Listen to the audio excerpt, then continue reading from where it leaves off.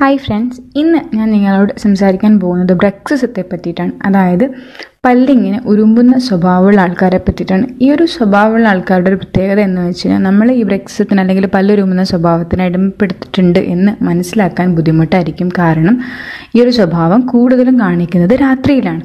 അതുകൊണ്ട് തന്നെ ഉണ്ടോ എന്ന് മനസ്സിലാക്കാൻ ബുദ്ധിമുട്ടാണ്.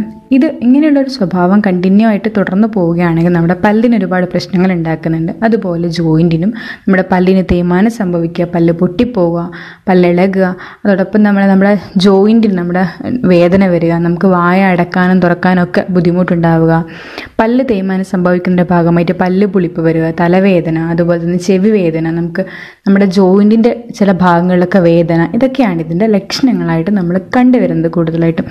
ഇനി ഇത് പല കാരണങ്ങൾ കൊണ്ടാണ് ഉണ്ടാകുന്നത്. അതിൽ പ്രധാനപ്പെട്ട ഒന്നാണ് നമ്മുടെ സ്ട്രെസ് അഥവാ ആങ്സൈറ്റി പ്രശ്നങ്ങളൊക്കെ ഉള്ളവർ. അപ്പം ഇത്തരത്തിലുള്ള പ്രശ്നമുള്ളവർ ഒരു ഡോക്ടറെ കണ്ട് സമീപിക്കുക. അതോടൊപ്പം തന്നെ സ്ട്രെസ് റിഡക്ഷനുള്ള മരുന്നുകളും അവൈലബിൾ ആണ്, അത് ഉപയോഗിക്കാൻ സാധിക്കും. ഇതുകൂടാതെ നമ്മുടെ പല്ലിലുള്ള അലൈൻമെൻറ്റിൽ വ്യത്യാസം വരുന്നത് കാരണം ഇത്തരത്തിൽ ബ്രക്സിസം തുടരുന്ന ആൾക്കാരുണ്ട്.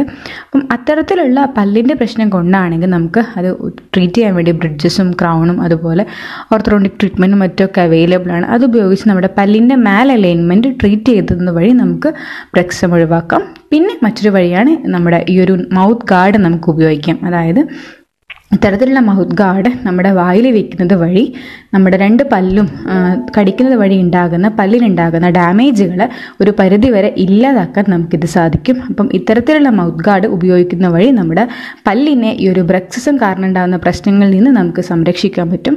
അപ്പോൾ എന്ത് തന്നെ ആയാലും ബ്രക്സിസം പോലുള്ള ഹാബിറ്റുകൾ ഉണ്ടെന്ന് ഡെന്റിസ്റ്റിനെ കണ്ട് മനസ്സിലാക്കുക. അത് ഉണ്ടെങ്കിൽ അത് പരിഹരിക്കാനുള്ള തീരുമാനങ്ങൾ നമ്മൾ